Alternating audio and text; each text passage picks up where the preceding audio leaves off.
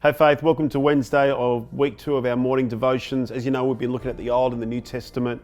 Acts chapter 13 verse 36 is a statement the apostles make about, the history of God showing his purpose or fulfilling his purpose throughout many generations in the Old Testament. And they get to King David and they make this statement about David. Paul makes this statement and he says, "Now when David had served God's purpose in his own generation, he fell asleep. He was buried with his ancestors and his body decayed." I love this. It gives a picture of completed mission.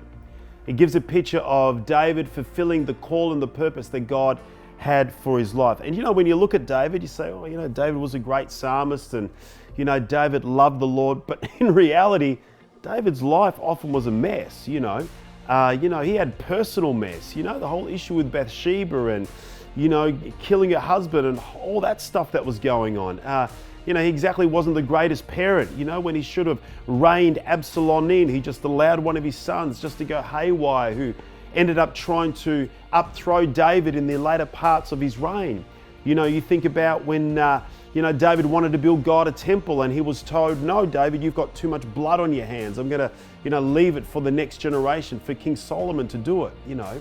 David had a lot of mess that he had to wade through.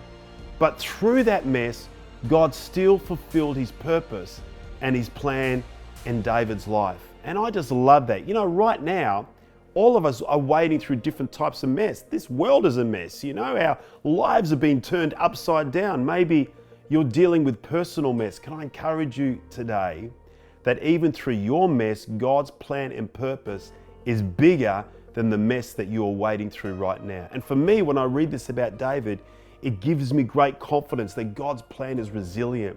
God's purpose is strong.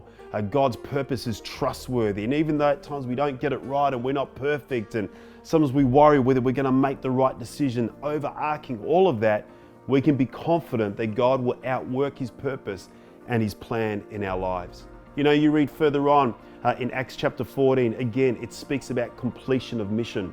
And it speaks about the apostles going from Antioch. They're sent out to go into another city and to fulfill the purpose of God. And I love what it says this in Acts chapter 14, verse 26. "And from Italia, they sailed back to Antioch, where they were originally sent, where they'd been committed to the grace of God for the work they had now completed."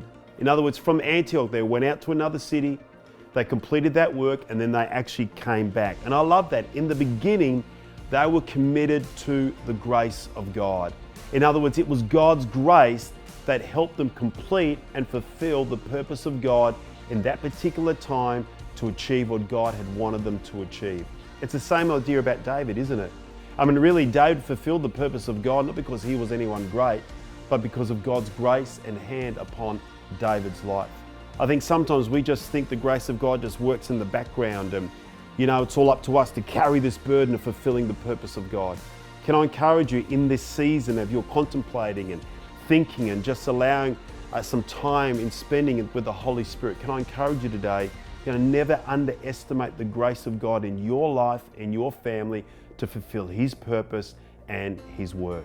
What I do believe, one of the pinnacles of life is to get to the end of our lives and to say we've run the good race, we've fought the good fight, and we've achieved the thing that God has called us to achieve. Can I encourage you today, even in the world, even in your messy world right now, God can still fulfill his purpose, and it's the grace of God that's going to carry you through that process. God bless you. Have a great day.